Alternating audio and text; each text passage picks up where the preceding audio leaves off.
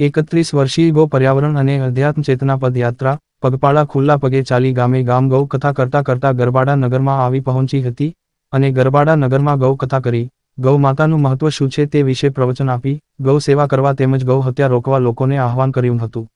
દેશમાં ગૌ હત્યા બંધ થાય, ગાય માતાને રાષ્ટ્રમાતાનો દરજ્જો મળે અને દેશમાં ગૌ સંસ્કૃતિની પુનઃસ્થાપના થાય તેમજ ભારત વિશ્વગુરુ બને તેવા ઉદ્દેશ સાથે 10 વર્ષ પહેલા મહારાણા પ્રતાપની સમરભૂમિ હલ્દી ઘાટીથી સંપૂર્ણ ભારત ભ્રમણ માટે નીકળેલી 31 વર્ષીય ગૌ પર્યાવરણ અને અધ્યાત્મ ચેતના પદયાત્રા પગપાળા ખુલ્લા પગે ચાલી નગર શહેરમાં ગૌ કથા કરતા ગરબાડા નગરમાં આવી પહોંચી હતી અને ગરબાડા ખાતે મેઇન બજારમાં રાત્રિના 8 કલાકે ગૌ કથાનું આયોજન કરવામાં આવ્યું હતું અને ગૌ કથા કરવામાં આવી હતી। કથામાં ગૌ માતા શું છે અને ગૌ માતાનું શું મહત્વ છે, લોકો ગૌ માતાની વાસ્તવિકતા સમજે, ગૌમૂત્ર ગાયના દૂધનું કેટલું મહત્વ છે તે વિશે ઉપસ્થિત મહારાજે પ્રવચન આપ્યું હતું અને કથામાં ઉપસ્થિત લોકોને ગૌ સેવા કરવા તેમજ ગૌ હત્યા રોકવા આહવાન કર્યું હતું। આ 31 વર્ષીય ગૌ પર્યાવરણ અને અધ્યાત્મ ચેતના પદયાત્રા સંપૂર્ણ ભારત વર્ષમાં ફરી 2043માં હલ્દી ઘાટી પરત આવી पूर्ण થશે। 4 दिसंबर 2012 को हमारे परम पूज्य गुरुदेव भगवान ने हल्दी घाटी राजस्थान से यात्रा शुरू की थी। 31 वर्षीय गौ पर्यावरण અને अध्यात्म चेतना पद यात्रा 31 वर्षों तक पूरे भारत में गांव में पगपाला गाम में फरવાનું गौ माता ની માહિતી સમજાવવા માટે, गौ माता के आर्थिक, वैज्ञानिक, सामाजिक और ईश्वरीय औषधीय महत्व को लोगों को बताना कि वास्तव में गाय माता क्या चीज़ है और गौ पालन करने से, गौ माता के साथ में रहने से, अपने घर में गाय माता को रखने से हमें कितना लाभ होता है, गाय माता में क्या क्या दे सकती है। इसी विषय पर हमारे परम पूज्य गुरुदेव भगवान ने यह यात्रा निकाली है। 31 वर्ष तक पूरे भारत में यात्रा जाएगी और 2043 तक पूरे भारत में घूम करके वापस हल्दी घाटी में यात्रा की पूर्ण होगा।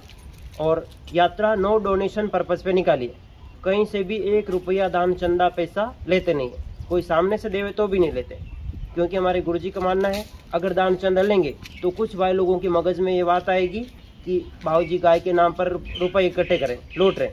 इसलिए यात्रा का मूल उद्देश्य कि गौ माता की सच्चाई को सब लोग जाने, इनके वास्तविक स्वरूप को जाने और गौ माता के साथ में रहे, गौ पालन करें।